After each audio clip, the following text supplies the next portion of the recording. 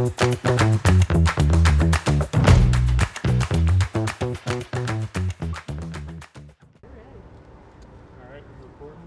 can just look at me like we're having a conversation. Okay. Let's take one. See, we're fancy. Yeah, whenever you're ready. We got the fancy stuff. All right, Father. So we're going to start with your name and how long you have been a priest or a Maryknoll priest. Well, my name is Father David Kelly, K-E-L-L-Y, and originally from Boston, and studied in St. John's Seminary, and I was ordained for Boston in 1957. So I've been a priest for 66 years. And during that time, I've had, a great deal of experience in the priesthood, but most of all in the missionary life. And I've seen two sides of kind of human nature. The one that's very familiar to us in the United States, and then in Latin America, the Spanish-speaking culture, and then I was working with Indians, so we also met with the Indian culture many times, and as I worked in Latin America, and so this helped me to be interested in culture, why we have culture, and what culture is about. And so now that I'm teaching about the social teaching of the church, the topic of culture has come up. So, and the reason why the church likes that particular word is because culture includes religious beliefs, whereas some of the other titles, let's say that, like social analysis or sociology with the social sciences, they just talk about a scientific and visible type of world. But with the word culture, you automatically have to question about how people see the world and how they see God. So anyway, those are the things that I've done in some of my 66 years.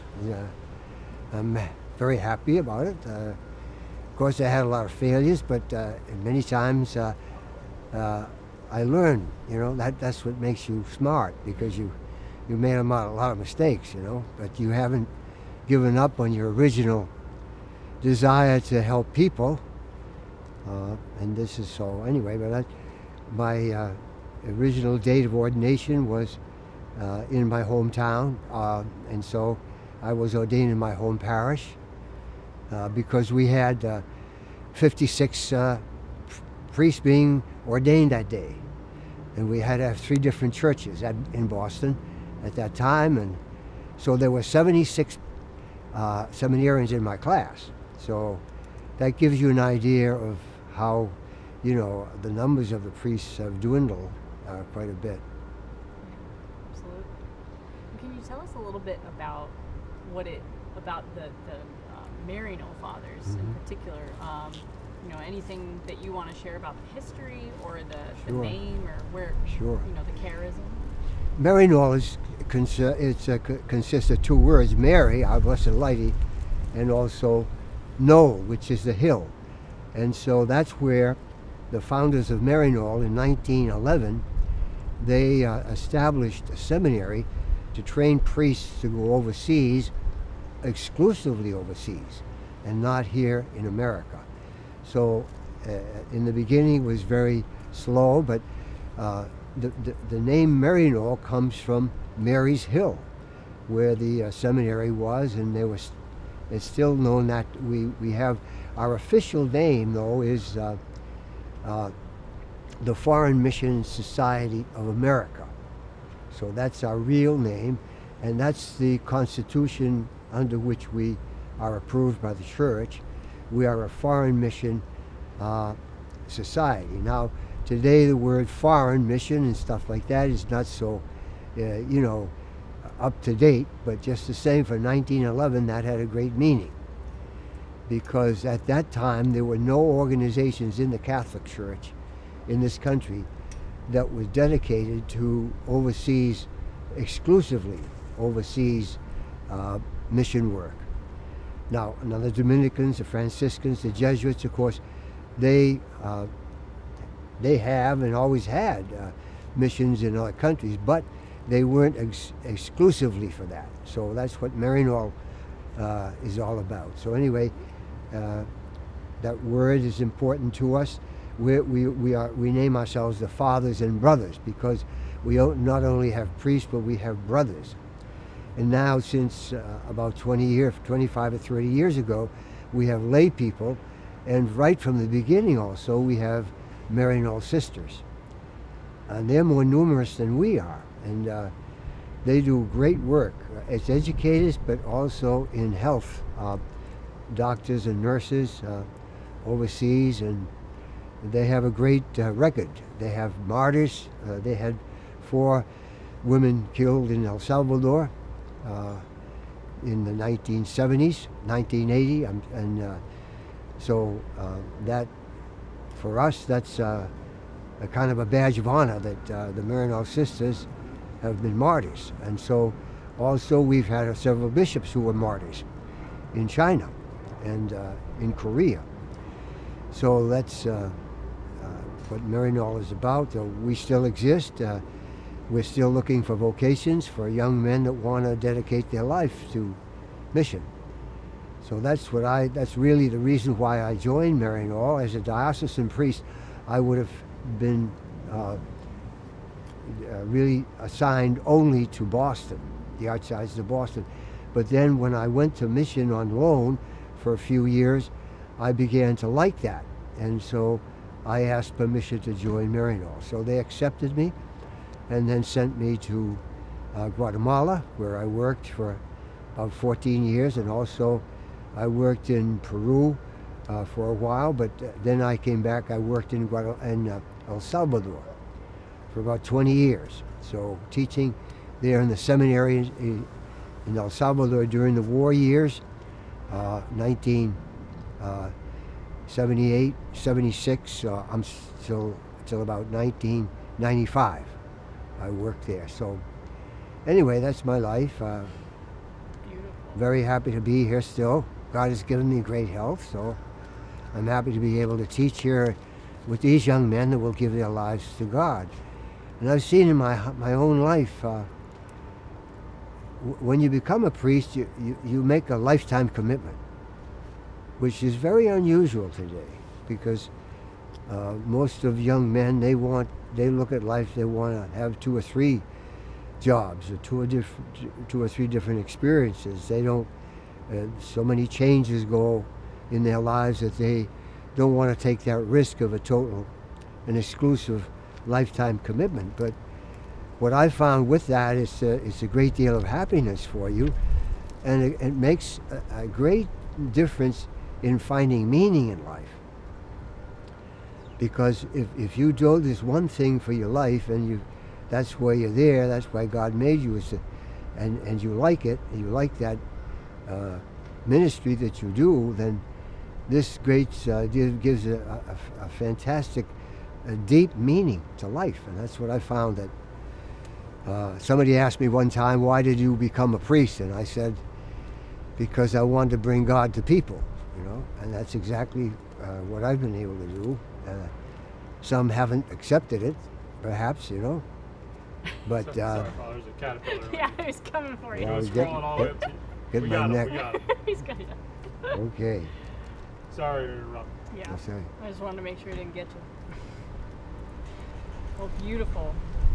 Your life is amazing. Whoop.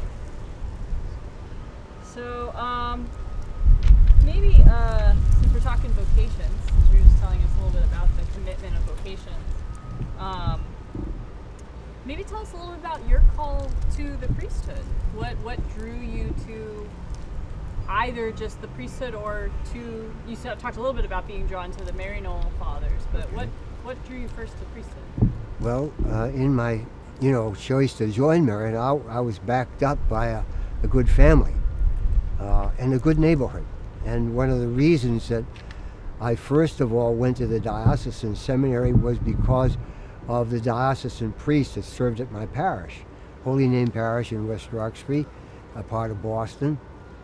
And that was one of the reasons why I was inspired by them. As an altar boy, I was able to see close at hand what their ministry was, and I was an altar boy from, I guess, maybe around 12 years old, 13 years old after confirmation. And so right up through high school, I was in that and involved in that. I also had priests coming to the house, friends of the family, and that was we had one, Father Gleason, who was a Jesuit priest. He came many times to our house. And also I was a friend with a diocesan priest in my parish he became a chaplain during the Second World War, and I used to correspond with him, Father Charles Riley, and he was one of my inspirations in joining the diocesan priesthood. So I felt really my vocation coming to me when I was around 8 or 10 years old, and I was kind of a cut-up on those times. I wasn't such a nice kid, and I know my mother suffered a lot from my anger and my, just distracted type personality. I got into things and messed around too much. And so, but then I thought, if God is going to call me to the priest, I better change my life. So I did. I tried to, not lie, not to fight, not to insult people. And so I began to like it, when I did change and say, yeah, this is what I like to do for my life is be a priest. But I didn't tell anybody. I didn't even tell my parents, because I said, well, let's see what happens, So then I'm kind of proud of the fact that I went to Boston Latin School.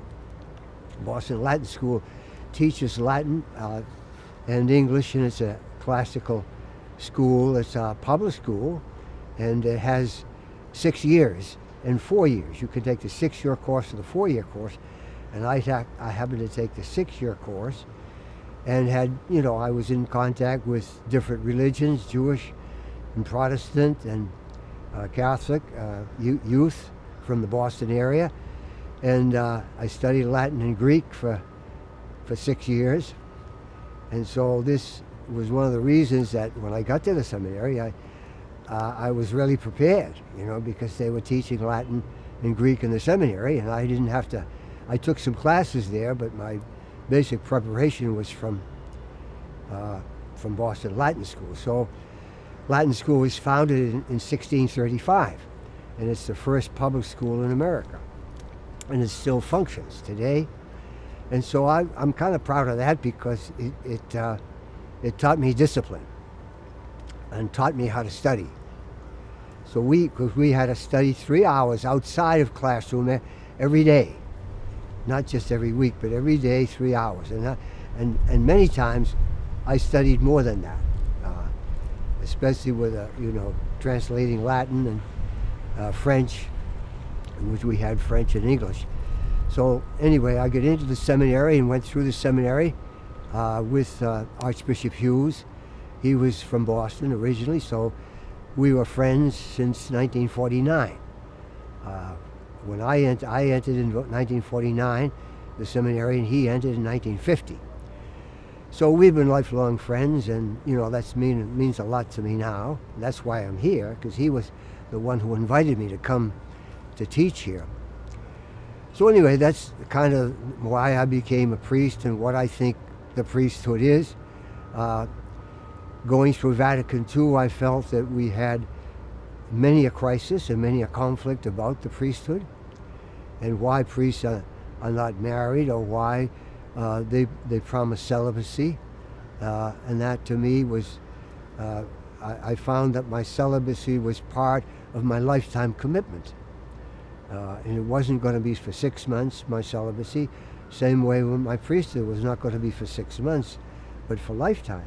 And so I really felt that this was, again, another reason why it's a tremendous meaning to life. And I'm happy to be able to pass that on even now to people, because I think one of our main problems here in the United States right now is that the youth are they're looking for something that has meaning in it, and they don't find it.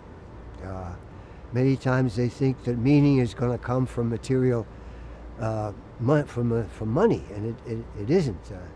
because the more money you earn, the more money you want. So that's it doesn't give you that meaning that you need in life.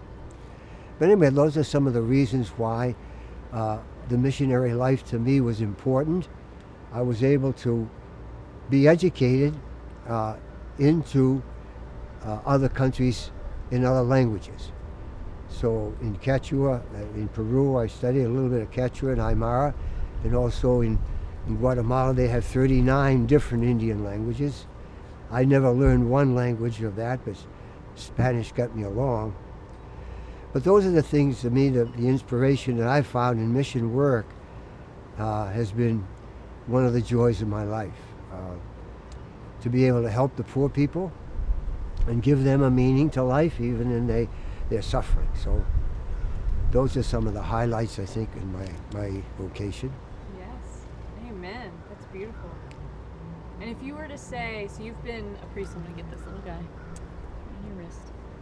You've been a priest for 66 years now, you said. I know it's going to be hard to pinpoint, but what has been at least one of your greatest joys in being a priest who is living that celibacy for the kingdom?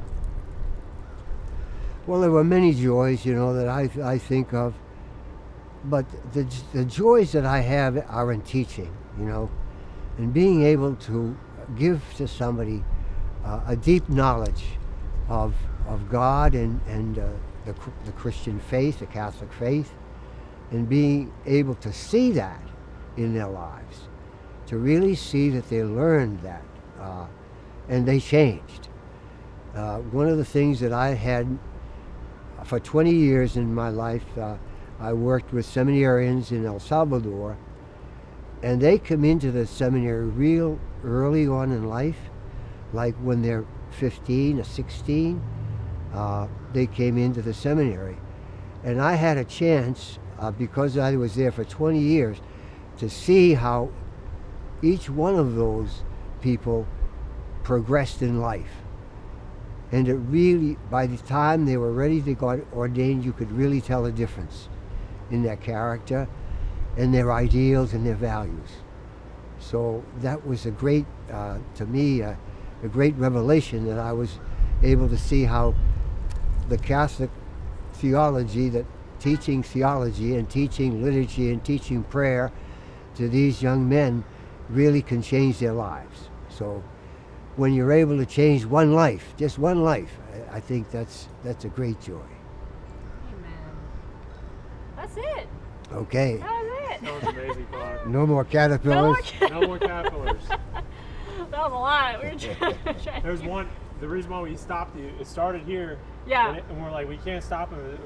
What you're Oh. saying. You were telling such a beautiful story, And and I was like, it got all the way up here, and we're like, okay, Wow. we're gonna have to stop before Wow. he gets his neck. Thank you. Because he was heading to He was bite going me on for the ya. on the neck, That'd be know? fun It was. too. Well, thanks Wow, so much thank for you. spending so much time with